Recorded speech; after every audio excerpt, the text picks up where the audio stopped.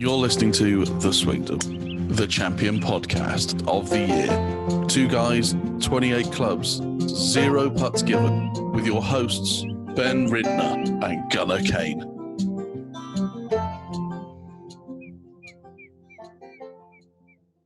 Nope. No. No? Nope. Do I have coffee? What's wrong? I've I got have water. coffee. I need water. I need something to. Watching the match till 2:00 in the morning. Ugh. So you're telling me you didn't catch the Tiger Slam afterwards? No. I didn't even remember to record it. I didn't watch it either. What I've got to do is, yeah, we'll figure it out. Okay, I'm ready now. Are you? Yep. You ready? I'm awake. Okay. You're listening to The Swingdom, the champion podcast of the year. 2 guys, 28 clubs, 0 putts given, with your hosts, Ben Ridner and Gunnar Kane.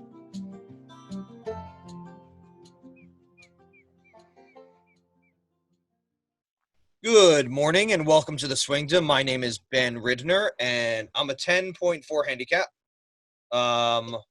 I play Cobra clubs with a bit of Cleveland's. I'm here with my golfing buddy Gunnar Kane. He's an 8 handicap.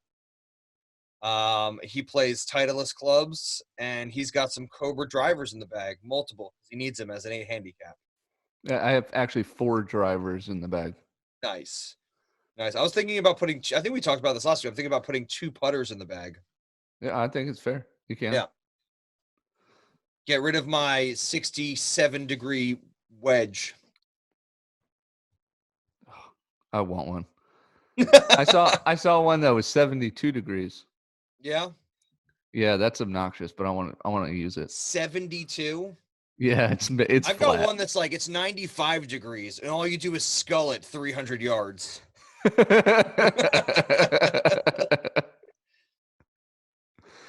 That's fantastic. Doesn't even make sense. I'm good. I'm tired. We watched the match last night, but we'll do that. We'll talk about that much later. Oh man. It was fun. It was just long. And I think that's gonna be my number one complaint about the whole thing is just how long it was. Oh, it's my number 1 complaint. It's also my number 2, 3, and 4 complaints. But yeah, I'm with you. Yeah, I have a different 5th complaint, but that's no big deal. I'm going to say my first 2 complaints are about how long it is. And then my 3rd complaint was about playing quality. That was a positive for me. Okay. So we'll definitely get into it. I mean, it's my first positive is playing quality, but it's also my 3rd negative.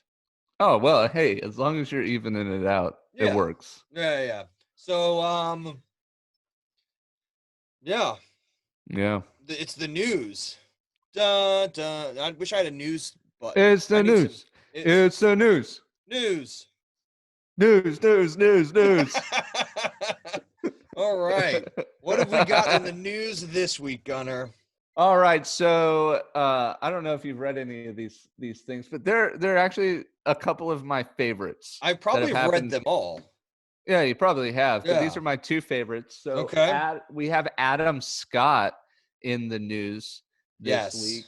So Adam Scott says, you know what, guys? I'm probably not coming back because I think your coronavirus plan on the PGA Tour is not up to snuff. And if you can't test everybody 2-3 times a day, every day, it's still not going to be safe. So I'm probably not coming back. And we've talked a lot about it.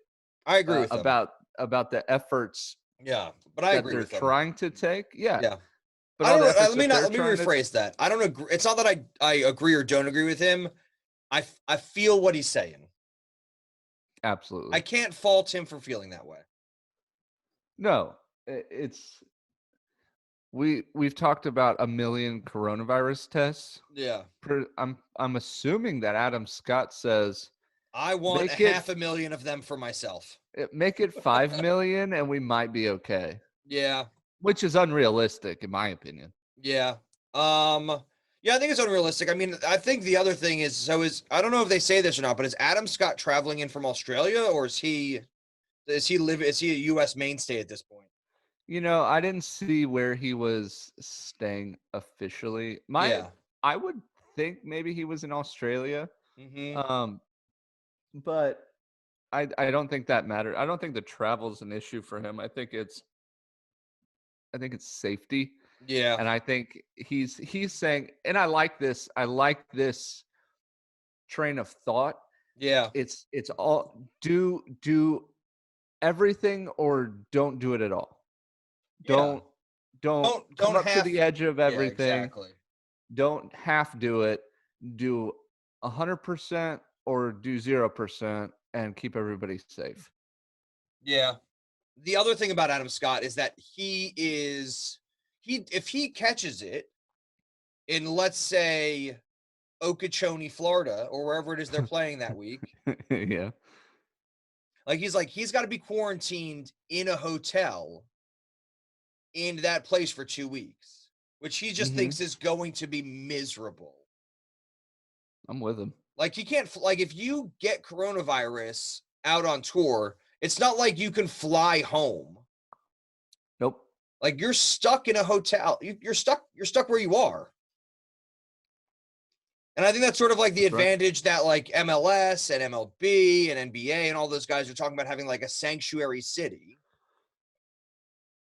Where like if somebody gets it, it's like, okay, you move from this hotel to this hotel, but everybody's sort of staying. I think the thing they're saying about MLS and NBA is that like everybody's going to get it, but if they're all going to get it, they all might as well be in the same place so we can take the best care of them.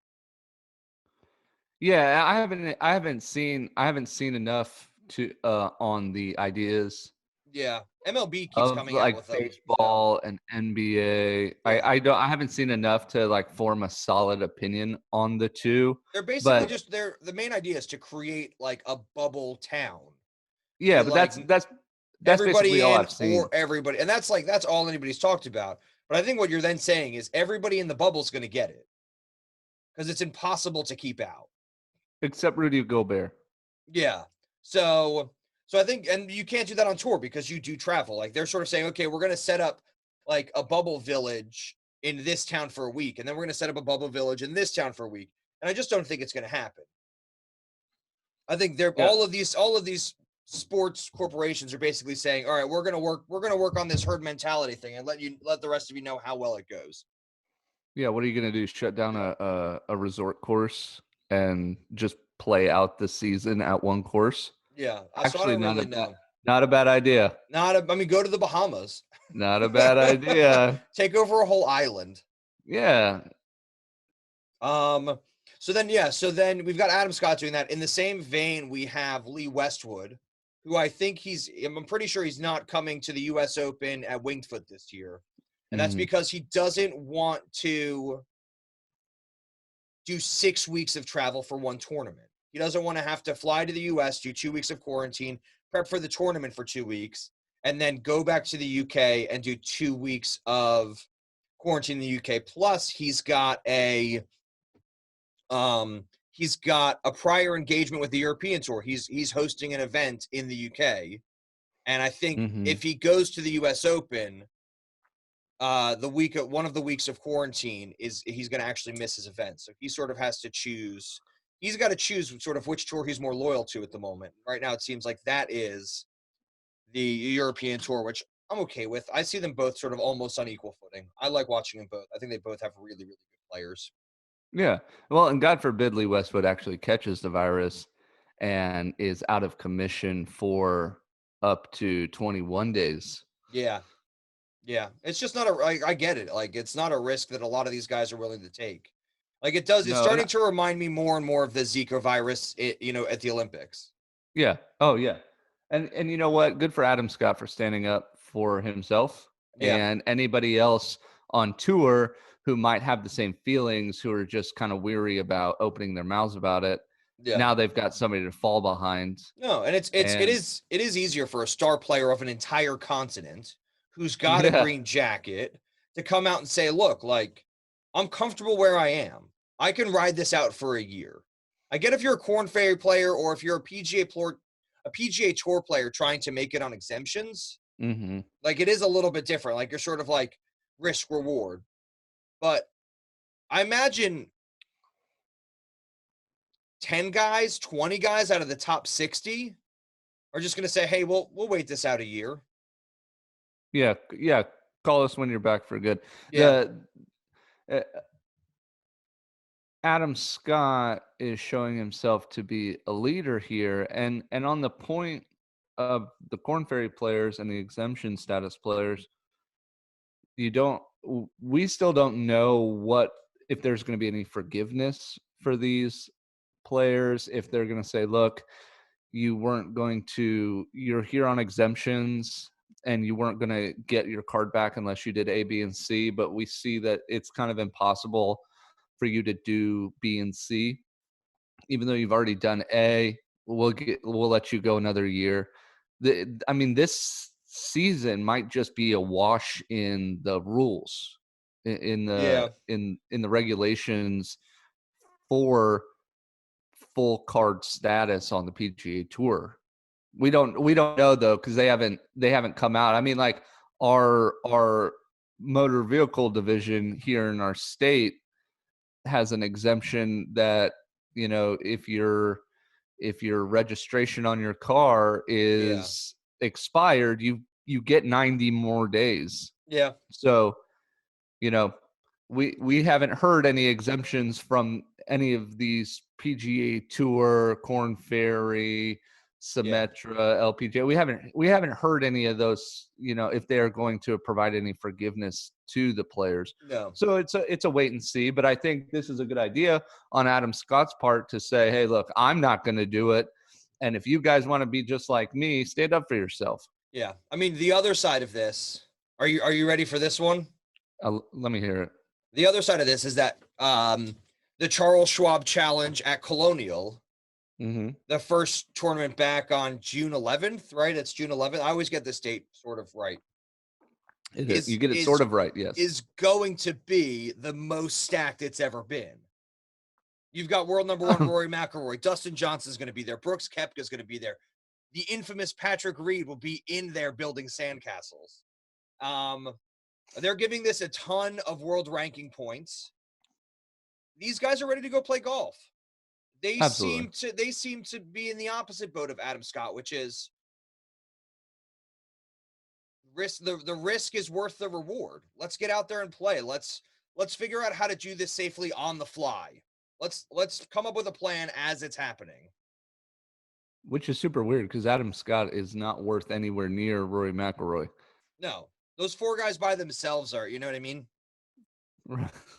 They're it's crazy. They're superstars. And it's like the Charles Schwab Challenge. Like, I know what it is. I've heard of it. I'm excited for it. It's at Colonial. But like, it's a mid-season between the majors. Like, not everybody shows up for this thing. And now for the first time ever, it's huge. Yeah, it's a week filler. That's what it is. Yeah. It's a placeholder on one of the weeks because they don't want to have a bunch of weeks off. I'm on the couch on Sunday and Isadora's like, hey, what are you watching? I'm like, you can change it. It's just the Charles Schwab Challenge. Yeah, and now it's must-see TV. Yeah. I mean, I'm okay with watching 1,000 Charles Schwab commercials as long as I get to see some actual golf, because that's what it's going to be. It's going to be the biggest advertisement for Charles Schwab in a while, just like this has been. So please, Charles Schwab, send us your money. Thank you, Charles Schwab. Yep. See what Chuck can do for you. The man, the myth, the legend. Yep. All right. That's the COVID news section. What's the next news section? All right. So this is really good, and I've had a lot of fun with this one.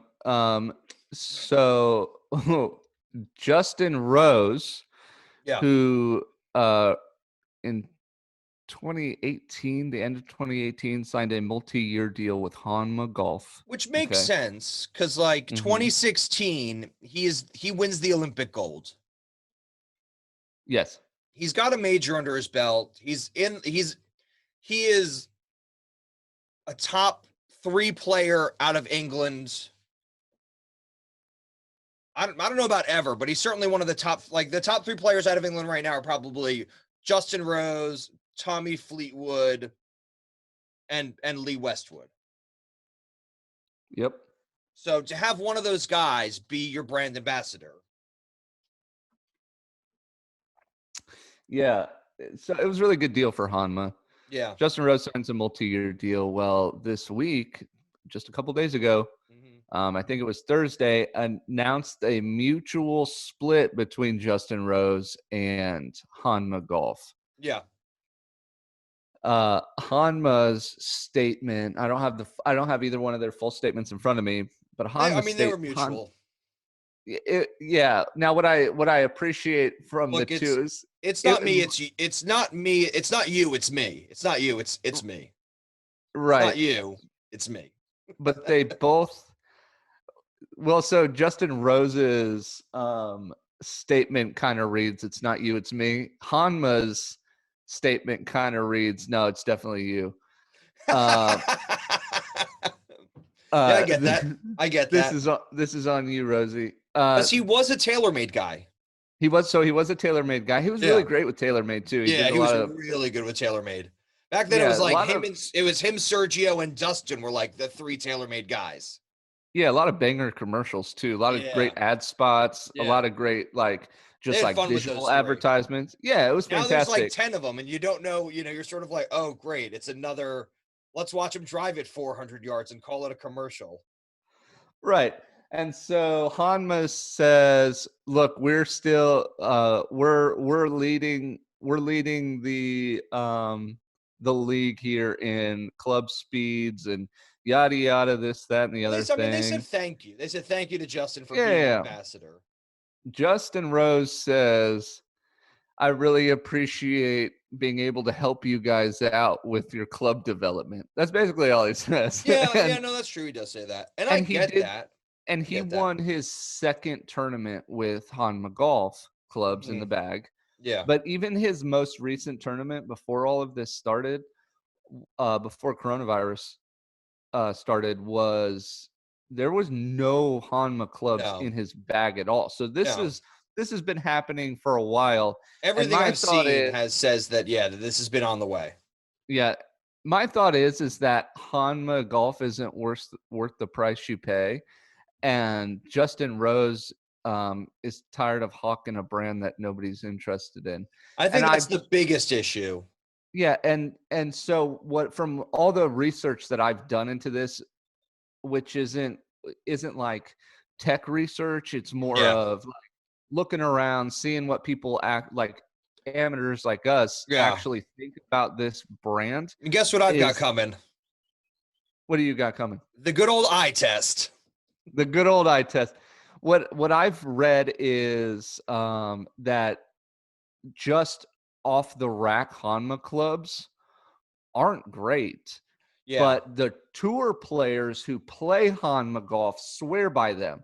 So it must be this differentiating factor where if you're on tour, if you're a really good player, you get the goods. If you want to spend the obscene amount of money for these golf clubs, it's not worth it. And that's gonna kill you. It's not like, Scotty Cameron putters, they have tour models, but you can't find them.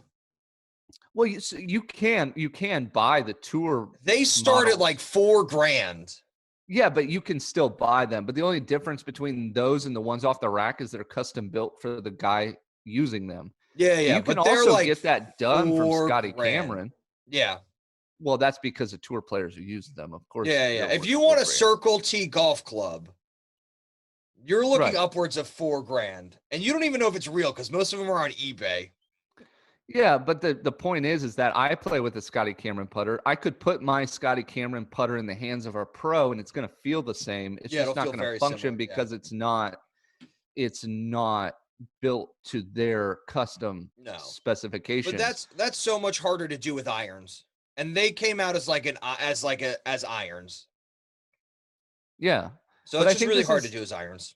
This might be an issue where you see like Exio, where you see Mura, where you see Hanma's this has already happened to them, where you see these kind of like third wheel club manufacturers really missing the mark when it comes to the general purchasers. Yeah. So Hanma, I see that with. Exio, I'm pretty sure is now a part of like the Cleveland, Srixon. So I think Exio has a bit more support, and then Mura is like the dream club maker. Like it's if you were to ask me, would I rather go and get fitted by Mura, or would I rather go and get the extreme? Have you ever seen like the PXG fitting experience? Yes. Fantastic. For 60 grand, you take a private jet with 3 of your friends and you all get fitted and like play with professionals and just rock out for a weekend. And it's like the craziest PXG experience you've ever. It's ridiculous. So I think so back to the point, Mura. I think Mura is such a niche product, and I think their overhead is a lot lower than most of these other companies. Mm-hmm. That I think they're fine. I think Hanma's in trouble. The eye test for Hanma, you never see them out there. No. You never see him at regular courses. Nope. I've never seen a Hanma golf club. Pros aren't winning with them. Being played by some random Joe. No, yeah, and pros aren't really winning with them. Mm-hmm. Like Justin Rose is, like I said, he's one of the top 3 golfers out of England, and that makes him like top 25 on the PGA Tour of like recognizable faces. Like you want somebody in the top 10, like hawking your clubs if you're a newish manufacturer. Yeah, and I'm not sure that they're even that new. I mean, obviously they're a lot newer than TaylorMade and Callaway. Yeah. I think they've just been on the low rung. They struck gold with Justin Rose and crash and burn quickly. I mean, I think the things that Justin Rose is probably missing the TaylorMade experiences that you get being a part of the TaylorMade Adidas team. Yeah. Like you're just not gonna like. Would you rather party with the guys at TaylorMade, or would you rather party with the guys at Hanma? TaylorMade for sure. Like, hey, what's up, Tiger? Oh, you're checking out new irons. That's great. I'm checking out a new driver. Let's go to the range together, Tiger. Like, you know, hey, who else plays Hanmas other than Justin Rose? I don't know. Sorry, so that's my first point. Okay, I don't know anybody else who plays Hanma other than Justin Rose, and they look like nice clubs. Is it like a penguin or a platypus that's on them? They've got like a cool little creature on them. It's like a platypus. No, it's almost. I guess it looks more like an aardvark. Do you know what an aardvark looks like? I sure do know what an aardvark looks like. Okay, so it's an aardvark. But I'm ready to get off this topic. This topic is boring me. I don't want to talk about Justin Rose, who's not in the top 10, who's not playing right now, who's busy making TikTok videos at home. All right, that's good because I was done with that anyway. I'm done with the news. You ready for our first read? It's time for us to put down our bag and hear from our sponsors. Hey, Gunnar. Yep. Gunnar. What? Gunnar. Huh? Can you not hear me? I'm having a little bit of trouble hearing you. Oh, have you thought about getting a hearing aid? I have thought quite long and hard about hearing aids, as a matter of fact. So if you are anywhere near New Jersey, within, let's say, a 7 to 12 hour drive, I can tell you one of the best hearing aid specialists on the East Coast of Beltone Hearing Aid Centers, Jersey Shore Hearing Aid Centers, Joseph Ridner. He'll give you a free hearing test. Say what? You know how I know this? How? Because he's given me a free hearing test. What? Not only that, Beltone Hearing Aids has some of the best technology out there on the hearing aid market. And at Jersey Shore Hearing Aid Centers, you will get one of the fairest prices around. So, if you get the chance and are in the New Jersey area, head on down to Jersey Shore Hearing Aid Centers, Beltone Hearing Aid Specialists. Did you hear that? Hello? Hello? Hello? Hello? And now to your hosts, Ben Ridner and Gunnar Kane. Welcome back to the Swingdom. We had real golf yesterday. I know this is 2 weeks in a row. I We've don't know had what real golf. I don't really know what to do. It's almost like it's regular the regular season, but it's not, and there's not going to be golf next week. So what are you going to do? What are we going to talk? We'll talk about our own golf games for an hour and a half next week. Have you played You yet? know, no.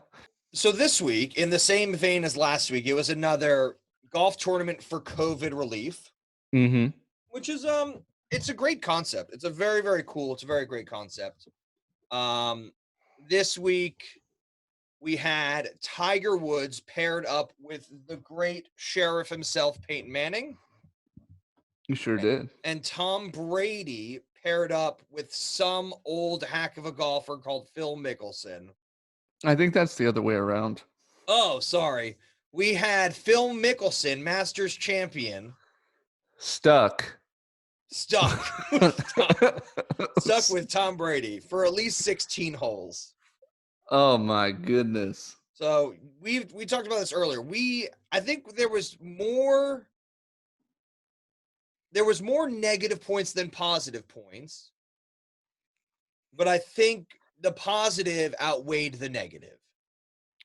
Yes, I would agree with that. I have 5 points of negative, but then I have one point of positive because it was golf.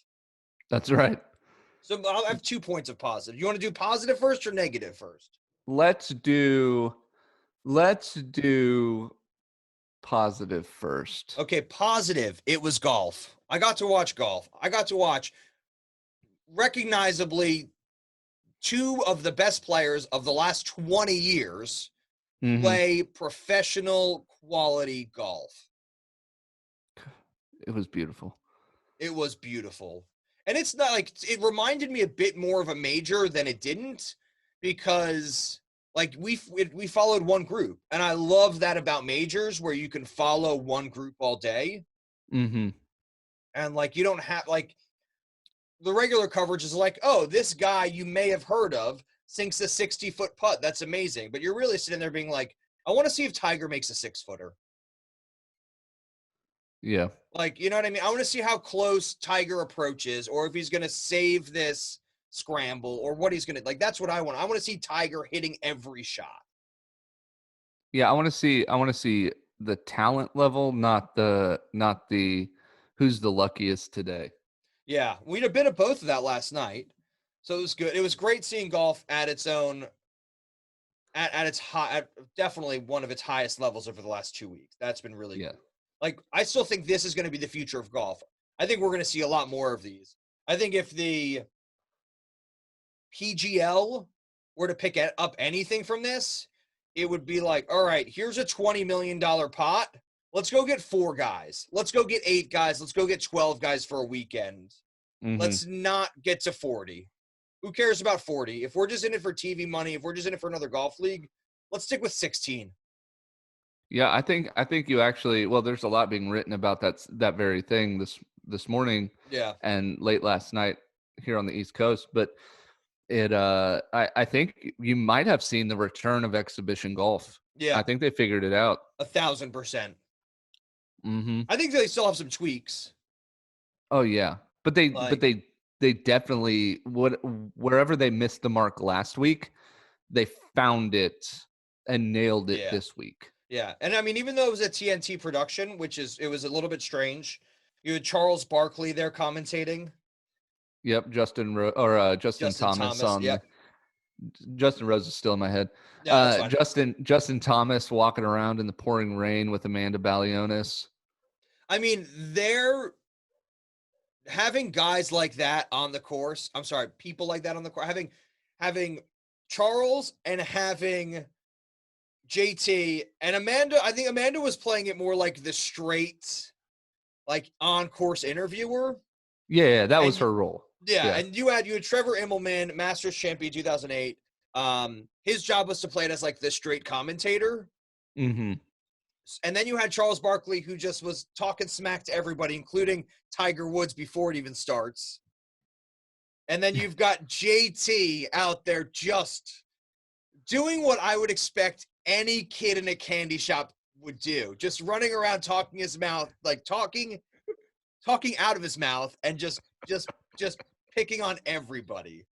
Just words were coming out faster than he could think of them. It was really good on his part. Yeah. So that was another huge positive. Like, I mean, when Chuck starts telling Tom Brady he's got swing advice for him, and Justin Thomas says, "Hey Chuck, you think you can even clear this bush in front of the tee? Like, what's happening here with you? What are you doing?" You know what I liked about that comment? What? Was I'm looking at the bush, which is only 5 yards in front of the tee box. It's like tee box, bush, cart path. Yeah, I'm looking at that bush, and I seriously thought to myself, I think more times than not, he duffs it into the bush. Like it was the thinker, and I thought, this is the right guy to say it to. I know at one point I was at that, I was like, well, I really hope I at least clear that bush. Yeah. I think Charles Barkley would not clear that bush. No. All right, let's get to the negatives, and then we'll get into the match. Well, let me give you a few positives of my own. Oh, I'm sorry. Yeah, go for it. I know you're Mr. Positivity, but I like being angry. I like yelling and being angry. I know, and that's why I wanted to put myself in a good place first. Good, you do that. So what I really liked about this was I really liked Peyton Manning. I really liked Phil Mickelson.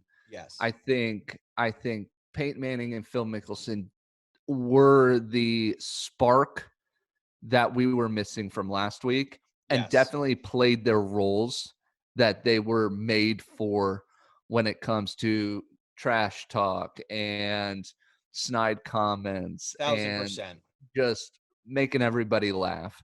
Yep. What I really liked is that it was pouring down rain and they didn't quit. Yes. Because on tour we would have seen them quit. You would have seen multiple pros. I want to see more of that on tour. Begging begging the marshals, hey, please shut this down. This is too much. We can't deal with it. It's like we're playing for $1 million. We're playing for a share of $10 million. These guys are playing for an entire $20 million, and they're not complaining about the conditions of the green because of wet. Yeah, I really liked the self-deprecation from everybody. Yeah, I think that was well placed when needed. I really liked the talking back to the commentators. I really liked, Tom Brady clapping back at Charles Barkley. The fourth wall. It was incredible just to see the fourth wall broken so often. Oh yeah, it was great. This is what the exhibition match is supposed to be, and we got to see it. Yeah. I like the carts.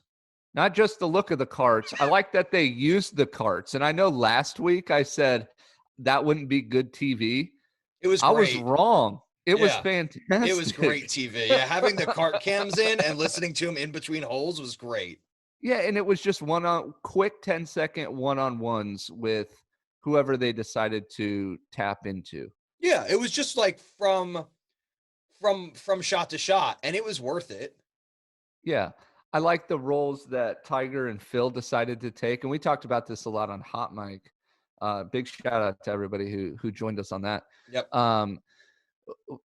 Tiger Woods is taking the caddy approach, and he's a really good caddy. He is really good. Yeah. And Phil Mickelson took the golf coach approach. Yeah. And wow, Phil Mickelson's a really good golf coach. Yeah, he knows how to talk. We talked about that last night. I wish we had seen more of that. We saw a lot of it on 18 because on 18 they seemed to cut out the commercial breaks. That was really cool. I think the other really cool thing that they got right was like last week it was professional golfers showing off. Yes.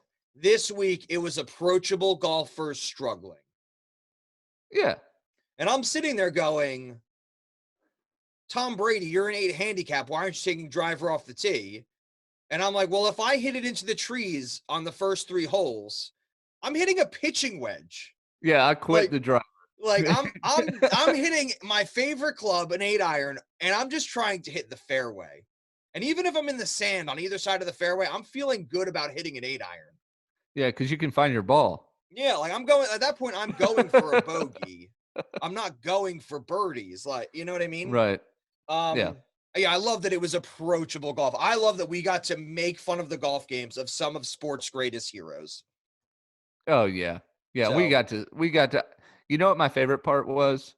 My favorite part of the whole match was Tom Brady duffing a chip shot on the second or third hole. yeah. And it just fueled my hate for Tom Brady for the next 10 years. He doesn't duff it. So I think he duffs 1 on 2, or I think it's even 1. I think he duffs 1 on 1. And then on 2 or 3, he shanks it over the green. And then from that point on, he never uses anything below a pitching never uses wedge. The wedge. He just goes straight to putter. He's like, okay, I'm within 100 yards. I'm using putter. And you can't fault him. Like, I take that back. I give Tom Brady a lot more credit for going out there and playing embarrassing golf on TV. He played my game. Like, he played between like a 10 and 15 handicap. I'm gonna take it all back and tell you my favorite part was actually on the driving range. Okay. Before they went to tee off. And you see Tom Brady hit one shot with his iron. He picks up his iron, he looks at it and goes, "What's going on?" And I knew from that moment we were in for a treat. Yeah. No, you called it. Yeah. My favorite was when Chuck is like, "Hey Tiger, hey Tiger, is it all right if we call you Eldrick? Mr. Woods, how you doing?" and one of the producers you hear in the background is like, no.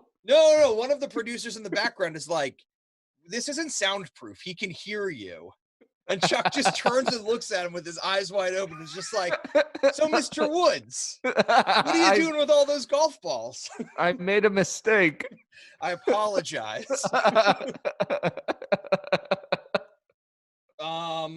So now I'm going to get to the negative stuff. Yeah, let's talk negative. All right. Number 1, it was too long. Way too long. There was a rain delay. It took 6 and a bit hours. We were into our 6th hour. It took 5. We started at 2. It ended at 5 hours and 20 minutes. Yeah. It was about 5 hours and 20 minutes. You can't really go. I'm not going into that any further. Too many commercials. That's the main problem that I have is the commercials. Yeah. They're in their carts. So it takes about 10 seconds to drive from. I forgot that for a while. Yeah, from green to tee box. And I had said this yesterday. They're just sitting around at one point. I'm like, if you're walking, I get it. Because if you're walking 300 yards, it's going to take a 3-minute commercial break. Yeah, but they didn't even play 3-minute commercials. They played like 6-7 minutes of commercials. Yeah. And these guys are just waiting in their beautiful carts. I imagine like they did some of the penalty drops like off camera because they were showing commercials. And because of the commercials, we missed a ton of Phil's coaching banter and Tiger's caddying banter. And a lot of the smack, like these guys are probably talking for 5 hours straight. And we probably only got to see about an hour and a half of it, maybe 2 hours. Yeah. And we, we would come back from a commercial break, which I'm fine with. If they're looking for a ball, then quick, do a 30-second ad or a 1-minute ad. You know what would have been amazing? Would have just been picture in picture. Oh yeah, that would have been great. They do that on Golf Channel all the time. Yeah, like just do picture in picture so we can at least see what they're doing. Like they spend a lot of money on these golf carts. Even if you're just showing them in the golf carts, like you can win those golf carts. I would have just liked to have seen the golf carts. Yeah, but what we would come back from a 7-minute commercial break, and then at the bottom of the screen it would say player challenge. So we missed the betting somewhere in that commercial break. We missed Smack talking betting. Peyton says to Tom Brady, oh, I'll bet you $250,000 I can get it closer to the pin. Yeah. And then we miss all that because they tee off, they go to commercial for 7 minutes, it comes back, they're finally teeing off. You know, they've just been sitting around waiting for the commercial to end and go back on air. Can I go back to the positives for a second? Yeah. Okay. My favorite bit of the whole thing is how much money they donated. Mm-hmm. And how much like individual people came out of the woodwork to donate. Like Brooks Koepka. Oh yeah. Is he 200,000 deep? 300. No, that's Russell Wilson. Oh yeah, that was Russell Wilson. Yes. No, I think Brooks Koepka basically said, "Hey Tom, if you make a par on any of the front 9 in best ball format, I will donate $100,000 to my own charity." Yes, then Tom hits a ridiculous birdie that nobody sees coming. But that's like we've got to get to the actual play sooner rather than later. And then at the end, Russell Wilson says, I will give 100,000 meals to anybody who puts it within 12 feet on the 17th hole, par 3. Peyton Manning does it. Well, Peyton Manning put it within 2 feet. He put it within 2 feet. That was ridiculous. Yeah. That was a dart. Tom Brady puts it within 12. He puts it to like 8 feet. Yep. And so does Phil Mickelson. The only person who's outside of 12 feet is Tiger Woods. Yep. So there you go. You got Russell Wilson donating his own money. Yeah. The negative to that, and I discussed this a lot last night, is that Michelob Ultra is offering $25 million for any hole-in-one to go to COVID relief. Mm-hmm. So there's 4 chances per hole. There's 4 par 3s. Yep. So that's $100 million 4 times. That's $400 million. Now, is this one of those things that, like, you kept saying, they're like, this looks good. It looks good that they're willing to offer it. It does. To me, it doesn't look good. It looks like you've got $400 million sitting in a bank account. And if these golfers happen to win the lottery, you're going to donate that money. But it looks like you've got $400 million sitting around to play with while the rest of the country is under immense pressure to provide for themselves. And I just thought it looked stupid and selfish. And at the end of it, if Michelob Ultra had said, well, if nobody gets a hole-in-one, we're still going to donate $100 million, a quarter of what we promised if these hole-in-ones happened, I would feel better about it. But I just feel like Michelob Ultra, it was just a scam. It was just a cheap scam to look good, and I didn't like it. Hot take. There you go. That's my hot take. Yeah, let's isolate that take. We'll call out Michelob Ultra. I 100% agree with you. The only reason I said it looked good is because it flashes their name up there with $25 million on the line. It does say like $25 million in Michelob Ultra in big print. And then at the very bottom, it says, if you make a hole-in-one. It does look good. You can't argue that it doesn't look good while it's up on the screen. Nobody, and maybe they do. Maybe everybody else has the same thought you do. Yeah. Are they going to say it? I don't know. Probably not. But that's why we're here to say it. Yep, to say it. Next negative bit. Tom Brady hates social distancing. Yep. He was tried to shake everybody's hands and fist bump and hug and cough on anybody. He hates it. Do you think Tom Brady secretly had coronavirus and now is basically immune to it? So maybe. I mean, the other thing is, I have a feeling like Phil Mickelson and Tiger Woods and anybody who's like in the professional golf realm where you're expected to shake hands with people at the end, like I love this. I love that, like, Tiger Woods doesn't have to shake hands with Phil at the end and be like, good match. He can just be like, all right, bye. Yeah. Screw you, dude. Like, more time to, you know what I mean? More time to talk to the analyst or whoever it is. And then my last negative before we get into the big stuff is I didn't love the course. Yeah. And I don't know if that's because there weren't many aerial shots of it. Right. Or if it was because it was raining that hard, or if because it reminded, like, I played a course like that down in Cancun. And when you start hitting it left or right into those, like, into the jungle, because that's what it is. It's like palm tree jungles. it's not like there's any safety for you to find your ball and hit back out. It's really discouraging as a player to like get comfortable hitting fairways. What do you think of the course? So I think it has a lot of promise. What I found interesting is that Ricky Fowler shot a 62 there. Yeah. And he has a course record, and he's not the biggest hitter on course, which means it does in retrospect look completely gettable. Absolutely. Yeah. That's the right word. Yeah. Not to take away from Ricky Fowler's game whatsoever. No, he's got a ridiculous game. I think, and I said this yesterday, if you put a tournament here, if you put a 150-man tournament here, you're going to see some incredibly low scoring, which I think would be fun because I think we all do like when the players beat the course, because that's the point, right? It also helped that it was Tiger Woods' home course. Yeah. Like, I get that. I understand that. I think that was a huge disadvantage to Phil. But then again, I think they did that on purpose because I think they want a third match more than anything else. Oh, absolutely. I definitely agree. And it was still closer than it should have been for Tiger's home course. Yes. Yeah. Yeah. With no help from Tom Brady. Yeah. I think you're right that we didn't get to see aerial shots, so we didn't get to see the actual layout of the course. Yeah. Which is something I do miss. It was all tee box shots. Mm-hmm. It was all TrackMans. Now I do like seeing amateurs on TrackMan. Yeah. Just to see the difference and the inconsistencies. Woo! Yeah. But went either way, yeah. Yeah. But I like I do like the course, and I think you do also miss with the weather.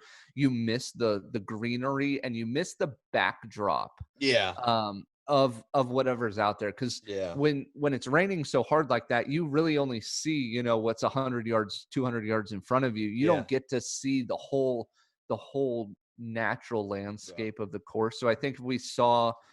And we talked about this, the pictures from the day before during the practice round were gorgeous. Yeah. And it looked like a stellar club. And I know Medalist is a legendary course. Mm-hmm. I'd like to see that in the daytime with drones, and then give a better opinion about it. I do think it has the makings of a great place to see more tournaments. Yeah. But you're definitely right. What we saw yesterday didn't do it any justice. Okay. So we should probably get to the actual gameplay. So the front nine was best ball. So it was lowest score. Peyton Manning played a lot better than I thought he was going to. Absolutely. He won 2 of the 4 holes on his own, shooting birdie. Mm-hmm. You definitely felt like on the front 9, Phil and Tom were like, Tom wasn't doing anything, so Phil was just holding on for dear life. Yep. And doing very well. Yeah. Especially for it not being his home course. Like I said, I'm surprised Tiger didn't play much better at his home course. Yeah, and you definitely saw Tiger taking the lines of somebody who knows the course. Yeah. And Phil's taking his own angles. Yeah. So Phil drives the green on, I think it's 7. Mm-hmm. Lands it 3 feet from the pin and rolls over. And he's like, I think it's good. And Tiger's like sitting there. He's like, I'm not going to tell you. And the announcers, which is really cool, all the announcers are in all their ears in the beginning. Yeah. So they're talking. And then you realize that I think it's the second hole. In the middle of Phil's backswing, Trevor or Charles or somebody says something, and Phil just pulls out the mic as soon as he hits the ball wayward, or pulls out the earpiece as soon as he hits the ball wayward, and it's just like, I can't, like, I'm not used to this yet. Yeah. Like, that's my backswing. This is $20 million. I'm not used to this yet. Yeah. And I think there wasn't a lot of sportsmanship on the part of the commentators. Good. Yeah, but I think you do also have to pay respect to the people out there playing. I mean, Justin Thomas didn't do that, but the guy sitting in in the booth. They didn't like Chuck didn't understand the glass box. I don't think they knew that they were in their ears. They might not have. I think they just sort of thought that they were talking and people were listening to them. Like, because normally you would talk through somebody's swing if you're in the box. Mm-hmm. So I'm assuming what happened after that is the producers knew to dial down the box in their ears, so they didn't have to listen to that. Yeah, probably. Yeah. 7th hole, Tom Brady starts smack talking with Chuck. Chuck is starting to offer Charles Barkley, who has the worst golf swing in the history of golf swings. He really does. Across the it's one of the reasons he was my captain for my Celebrity Ryder Cup team. But to be fair, he then motivated Tom Brady into hitting what would have been an eagle if he didn't go out of bounds first. I did not think I was going to see Tom Brady hit a good golf shot the entire round. No. And to be fair, we spent the first hour and a half dogging on Tom Brady because he played so poorly. Hard dogging on Tom Brady. There was, to be fair, there was nothing else to do. All you saw at the bottom of the screen were Twitter drops of people just ragging on him. So by the time famous athletes you could think of saying mean things about Tom Brady. To the point where Brooks Koepka puts $100,000 down that Tom Brady's not even going to make a single par on the front 9.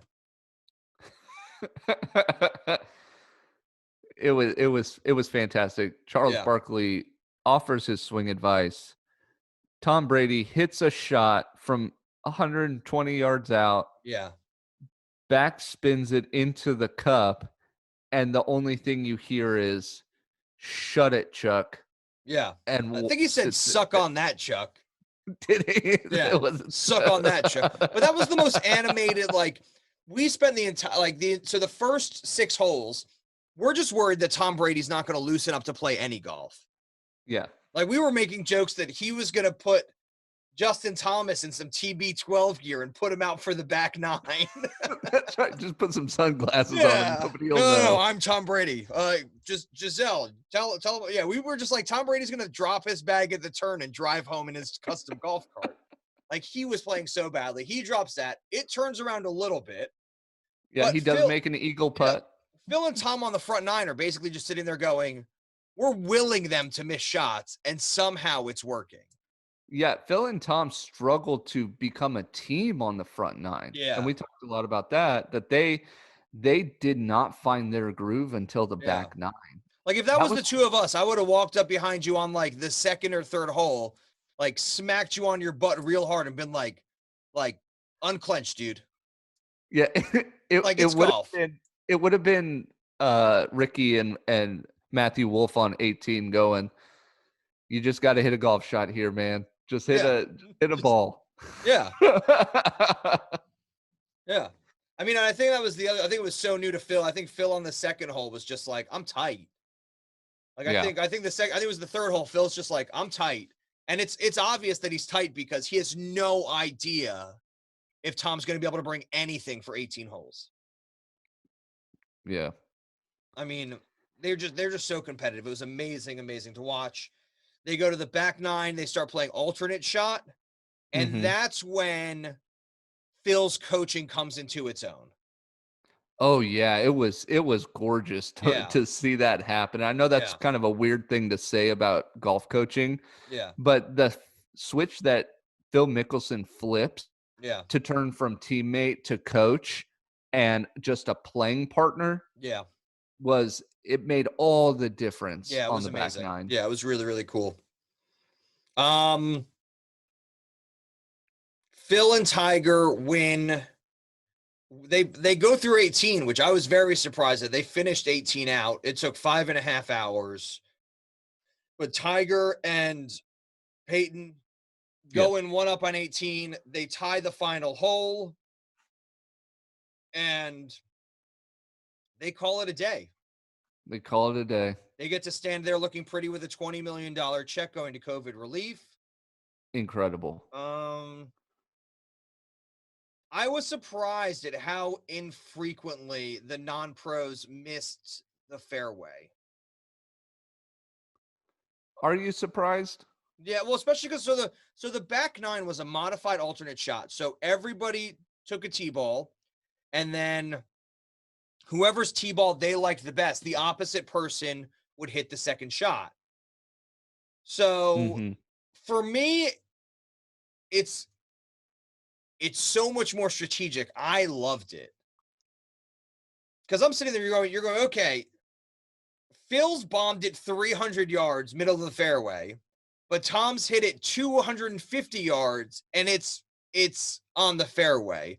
Would you rather have Tom Brady hit 100 yards to the green, or would you rather have Phil hit 150 yards to the green? And most of the time, they chose Phil. Yep. Which, to be fair, I think Phil and Tom could have won it if Tom had worked on his putting for 2 weeks, on just his putting. I think they could have won it had Tom Brady just taken irons or hybrids off the tee on every hole instead of trying the driver. No. I'm saying on the back nine specifically. They had the opportunity. Like Phil put him in position to make a few 8-footers and a few 15-footers for birdie. And you've got Phil giving him the exact line, and he just couldn't get the pace. Yeah. Like if he put down the golf bag and worked on putting for 2 hours a day for a week, he would have made 2 of those and they would have won. 100%. Because he missed 100%. he missed 2 close. I mean, Tiger missed a few close, but Tiger's the best putter in the world. Like, I don't think he's got that much to work on to become a better putter. I'm saying, like, the holes in the non-professional in Peyton and Tom's games, you could see where if you filled those up, it would have been a different tournament entirely. Oh, absolutely. Yeah. You know what really impressed me was Peyton Manning's ability to put touch on the flat stick from off the green. That is a hard shot. Yeah. To putt from the fairway, especially in those conditions. And there was never a time where Peyton Manning didn't have the right touch on the ball to just put it within that gimme circle. Yeah. Yeah. No, and that's Super what I'm saying. impressed. I felt like Tom didn't do that. Right. Like Tom missed the gimme circle by quite a while a few times. Or he donked it off the flag stick, or he just missed left. Like yeah, Tom had a lot of makeable things. Yeah. Or makeable looks. I think they did the right thing by putting Tom with Phil and putting Peyton with Tiger, but I would have liked to have seen it the other way around. Right. Which is what I was hoping for. Yeah, I would have liked to have seen Phil and Peyton just bantering the whole time and pulling Tom and Tiger out of their shells, like making them talk. Yep. It just didn't happen as much as I did. So Peyton and Tiger win $20 million. They win the match 2, which that guarantees a third match, doesn't it? That's right. Best of 3. Best of 3. Tiger's got a belt buckle for himself now. How much do you want to bet Phil goes onto social media and says, you just can't beat the originals though, can you? Yeah. I definitely think he's got some smack talk. I wouldn't be surprised if he goes out there and says, Tom, if we do this again, anybody but Tom Brady. Anybody but Tom Brady. Yeah. We spent a long time on Hot Mic discussing their actual handicaps. And I was saying Tom would have had a hard time breaking 90. I don't think he broke 100 if you add it all up. Yeah, you don't think he would have broken 100? No. And I think Peyton would have shot in the 70s.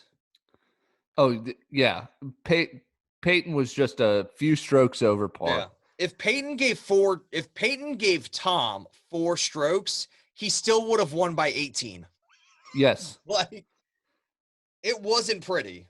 Yeah. You know, Peyton Manning and Tom Brady don't go out there and play for money. They just play to play golf together. Yeah. And that's the other thing is like We saw this on, I want to say it was the third or fourth hole. Tom Brady hits it off the tee into the water. There are red stakes there. And he doesn't know the rules of how to drop after he goes into a hazard. Yeah. And Trevor Immelman says, okay, so there's a red line there. And Tom Brady says, I don't see a red line. All I see are red stakes. And Trevor Immelman has to explain that the red stakes make an imaginary line. And where he thinks he's crossing, he's got to drop. I mean, you should hopefully learn that in your first 20 rounds of golf. Your first probably 3 or 4 because you're going to be out OB. I was being nice. Because there's a difference between red stakes and white stakes. Yeah, sure. Because if those were white stakes, he's back on the tee box. Yep. Like, then what? I don't think there were. I think there was very few white stakes though on the course, from what I understand. Yeah. There's not a lot of places to go OB. There's a lot of places to lose your ball. Yeah. But there's not really OB. Mm-hmm. So that was the I match. can't wait for the third one. Yeah. Yep. So I didn't really watch much of the first one. Because I was working. We were doing a wedding that night. But yeah, watching the entirety of the second one, I think we should send them our notes. Yep. Say, do less commercials, do more banner ads. Like, I don't care if the banner ad takes up 90% of the screen, as long as you leave the audio of them driving from place to place. Mm-hmm. They shouldn't have a problem with that. They want their product on the screen also. I think you should be able to choose between which twosome you want to listen to for the entire thing. You should be able to switch between each one. Yeah, well, I mean, they have that. They have that. Like it's TNT on Golf Now. They have that. Yeah, or not Golf Now. Golf Pass or something. It was on TNT. You put the whole thing on TNT. Mm-hmm. You put Tiger and Peyton on TBS, and you put Phil and Tom on USA. And you just pick which coverage you want. And you just flip up and down from whichever coverage you want. Yeah.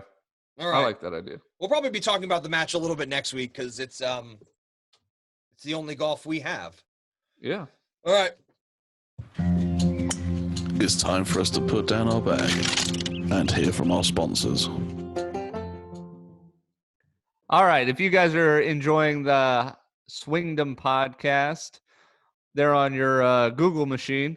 Go into the App Store on whichever device you have and download Hot Mic, where we are actually golf commentators. So you go on there, you download the app, you sync it up to whatever golf broadcast you're watching on TV, and you join a watch party. Yeah. So Hot Mic is a social app for live sports and TV. Watch along, listen, and interact with your choice of hosts, athletes, celebrities, friends, and more, all while watching the same game or show live and in sync. With Hot Mic, the choice is yours. Watch together even when you're not in the same room or the same state or the same country. Hot Mic lets you choose and connect with your favorite personalities, perfectly synced with your TV. Plus, you choose how you watch. Watch with any service, any screen, from anywhere. Go download Hot Mic. Use invite code GOLF, GOLF. GOLF. Golf. Golf. Just like the thing you're listening to, just like the thing you're watching. Golf. Mm-hmm. If you're a new user, sign up with invite code GOLF. Let them know we sent you. And check it out. You can watch movies. You can watch documentaries. You can watch other sports. But if you're watching golf, watch us. Watch us. We're the Swingdom on Hot Mic. Hot Mic. You know what I love most about Hot Mic? What's that? You can show your appreciation by tipping us. That's right. Yeah. You can support this podcast without having to buy any other products. If you use our code, it directly affects us, but you can tip us as well. And one of the great things we did yesterday during the match was anything that was tipped to us, we doubled that and then donated it to COVID relief. So, Gunnar, how much did we end up donating to COVID relief? Well, we ended up donating $10 to COVID relief. Yeah, that's a lot for a little podcast like us. Yeah, and every little bit helps. It does. That buys a few boxes of gloves. It buys some masks. That's fine. You guys helped us out. We took that and we made a donation. So thank you all so much. You know what else I really like about Hot Mic? What? It's free. It is free. So then you don't have to pay for it and you can pay for us. Yeah. Go download Hot Mic. Go download Hot Mic. And now to your hosts, Ben Ridner and Gunnar Kane. That was a real good read. Thanks, Dad. That was such a good read. All right. Ben's not my dad. This is weird. I'm going to stop saying that. Yeah. That's from the Tony Kornheiser show. So one day we'll be on the Tony Kornheiser show. We just don't know when. One day. That's the dream, isn't it? To be on the Tony Kornheiser show. It's either be on the show or be mentioned in the show or get Michael Kornheiser to come on our show and talk golf and teach us about golf. Because we know about golf, but he's like a golf savant. Yes. He talks about swing planes and stuff. I just can't handle that.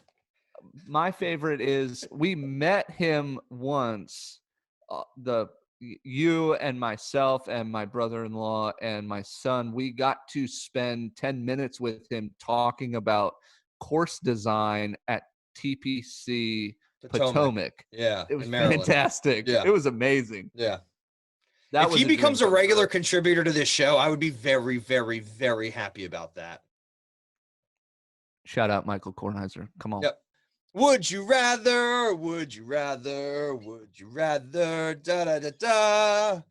I need to talk to Dan about getting an actual "Would you rather" song. We want one. Yep. All right. You want to go first? Or you want me to go first? You go first. Mine's simple. Mine has to do with last night's the match. Would you rather play a round of golf at Augusta National? I know the answer to this one already. I know your answer. It's a bad question already. Go ahead. Ask it. Let me hear it. Would you rather play a round of golf at Augusta National with Phil as your coach or Tiger as your caddy? Phil is my coach, hands down. I knew it. I don't even know why you asked me. I don't know why I asked you that. That's ridiculous. Ugh. All right, let me just change it up real quick then. Fine. You're gonna have 2 would you rathers, and I'm gonna have 0. No, this is the same would you rather. I just thought I'd spice it up a little bit. Fine. All right, so playing Augusta, Phil Mickelson as your swing coach. Uh-huh. But you have to use Honma clubs. Sure. Okay, never mind. It's done. I can't. I don't even care. Your legs are on fire. I don't care. I'm not playing around with Tiger Woods. No, if I get to play Augusta National with Phil Mickelson, that's it. I don't care what if I had to play Augusta National with Phil Mickelson in my underwear in front of 40,000 people. There's a damsel in distress on a train tracks. You can either save her or play golf with Phil Mickelson. No, I know the answer. It was a dumb one. I liked it from last night. I just liked it as a thing from last night. I would do the same. I know you would. The problem is this is the only problem, right? Yeah. Tiger is a caddy. He's going to let you play your game, and he's just going to give you different points and different things to hit at, which I like a bit more. I'm not worried about my swing. I'm not worried about anything like that. Phil, as a swing coach, if he's trying to change your swing in the middle of the round at Augusta and it all goes belly up, I would get mad at Phil for being like, stop coaching me. Like, let me play. Like, just give me the points. Like, tell me where to hit it. Yeah, I don't care. As long as I'm playing with Phil Mickelson, I'm good. All right. I'll just do what he asks me to do. Yeah. And then forget it afterwards. Yeah. I'll go through the struggle because I'm on Augusta National playing golf with Phil Mickelson. 100%. All right, I'm going to think of a better one for next week. That was lame. All right. My apologies. fans. I'm gonna go along the same vein here. Would you rather play the match? You're part of the match. Would you rather play with Phil Mickelson with Tom Brady's abilities, or would you rather play with Tiger Woods with your own golfing abilities?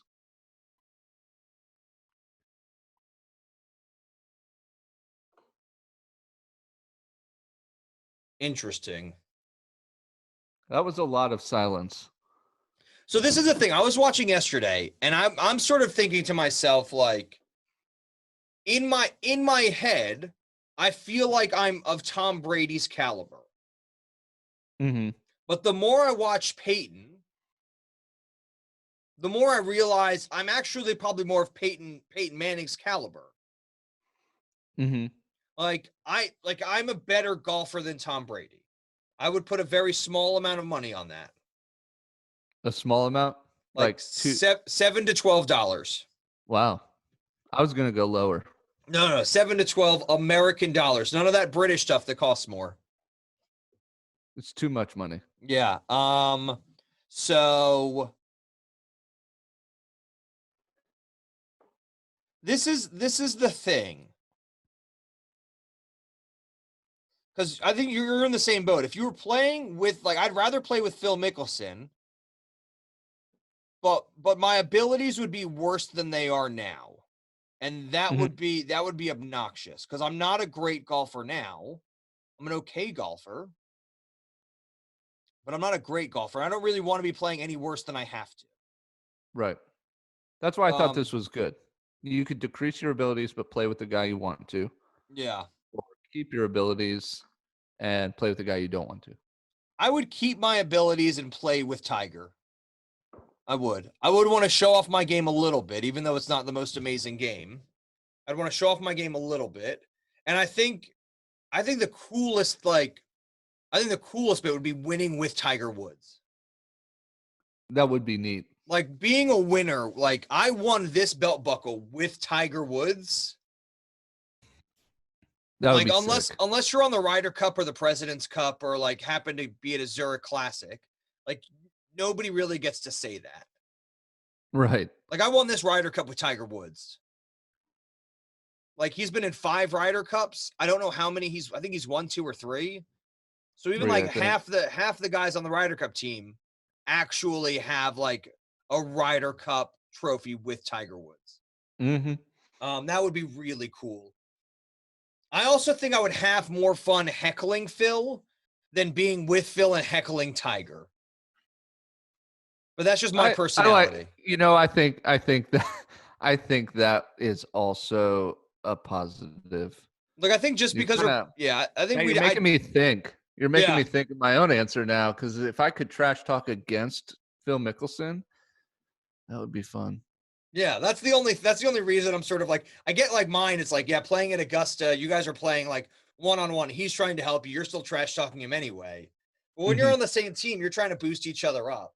Whereas like, if I was on Tiger's team, I'd be like, hey, Tiger, like, are you gonna take this from him? Like that's Phil flipping Mickelson. You're Tiger flipping Woods. Right. Like, I think one of the hot mic guys last night, I think he puts in their net worths. Tiger Woods' net worth is $800 million. Mm-hmm. Phil's is $400 million. Mm-hmm. Manning's is $250 million.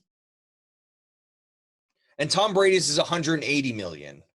Now, what they don't put into consideration is Tom Brady has taken a big hit on his income because for a long time. His wife Giselle, she makes a pretty shiny penny. She has a net worth of around $400 million. So between the two of them, like, so she makes as much. She's worth as much as Phil Mickelson, and then you've got Tom Brady, who's probably worth $200 million on top of that. Like that's $600 million. You know what I mean? Like, none of these guys are worried about money. Right. like they should be out there having fun playing. I think you're right. I think we should have seen that. But yeah, I think I would have rather have won with Tiger. I think at that point, if you're playing 4 hours with Tiger Woods and you help him win something against Phil Mickelson, you guys are like blood brothers. You guys are friends Yes. for you guys were in the trenches together. You have each other's cell phone numbers now. Yeah, like that's I think to me like I think it's probably a bit easier to get Phil's cell phone number than Tiger's. Yeah. And I think if you win with Tiger and trash talk Phil enough, Phil's going to want to play with you again. That's true. Like Phil's going to want those bragging rights back. Yeah. So I think playing with Tiger is the win-win here. Yeah, you know what? I'm going to go in that. I'm going to make the same pick, but it's not really the trash talking. That's just that's icing on the cake. Hey Phil, we're winning. Yeah, I am I know I just said I would play hands down. I would play terrible golf as long as I got to play with Phil Mickelson. Yep. But that was for fun. That was just a casual round at Augusta National. Mm-hmm. If it's to win something, there is no way I'm going to let my golfing abilities decrease to the level of Tom Brady. Not only because I don't want to play that bad, but because I don't want to resemble Tom Brady in anything. Yeah. Okay, I see that. Not a fan. That's fine. Whatever. But yeah, I mean, I'd also want to play against Tom Brady because I would just be like, have you heard of this thing called the helmet catch? It would also give you a chance to trash talk Tom Brady. Sign me up. He doesn't trash talk back, so it would just be unadulterated, unfiltered, continual smack talk. Like Peyton Manning did it beautifully.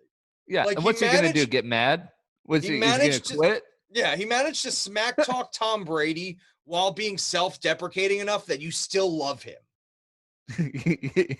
Yeah. Like he played that fine line so well.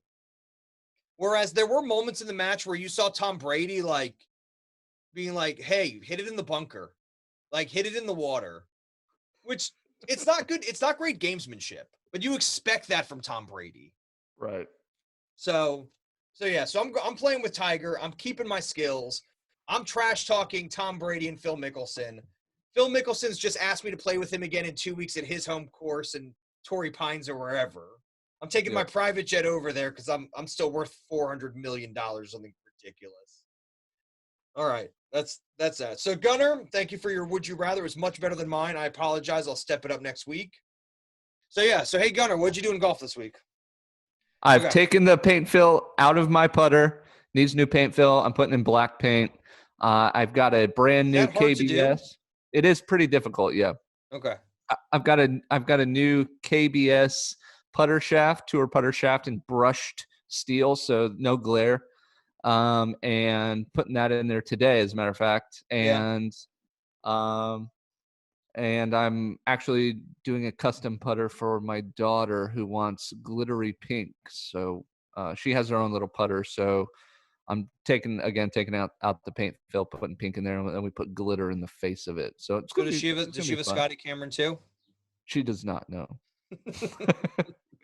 Yeah, that's awesome. So yeah. So you're still not out on the golf course. You're just messing with clubs a bunch. Just messing with clubs. That's all awesome. I'm doing. That's really cool. Yep. Yeah, what are you doing? Oh yeah. So I'm like my golf course opened. They're doing twosomes only. I'm taking my cousin out who lives in my household, so it's extra safe. And I'm just playing lots of golf. I played really well the last couple of days. I'm ready to buy some new clubs just because that's the fun thing to do, but I'm probably not going to for a bit longer. I'm just not hitting my driver far enough. Like I'm hitting my driver about 240, 250, and I'd like to be hitting it about 270, 280. Right. I'm wondering if it's just an old driver. Yeah, it's lost its pop. Something like that. Like it just lost its touch for me. So I'm thinking about getting a new driver. Maybe like the Cobra F9 or something like that. Mm-hmm. Don't know how much I like the Speed Zone. They look like they're pretty much the exact same thing. So if I can save $100 by getting the F9 instead of the Speed Zone, I'm okay with that. Right. So then I kind of finished the yardage book. It looks really good. So I've got the paper version. I've got the actual like leather yardage book thing coming in today. So I'm going to put that into play this week. That'll be fun.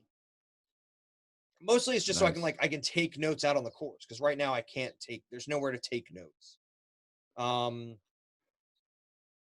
And then, yeah. And then, the really cool thing is I'm starting working with the coach at with the pro at my golf course. And I very specifically told him, I'm not too worried about changing my swing. I like my swing. I'm comfortable with my swing. There's a few things I need to work on in my swing, but like what I really want to focus on is my golf game. So I can start getting better at competitive golf, because that's something that most teachers, like most pros, they're sort of like, okay, like let's work on your swing. Let's work on your swing. Let's work on your swing. And I'm at the point now where I just want to I want to focus on playing golf. I feel like I know how to play golf. I just want to learn how to get better at golf.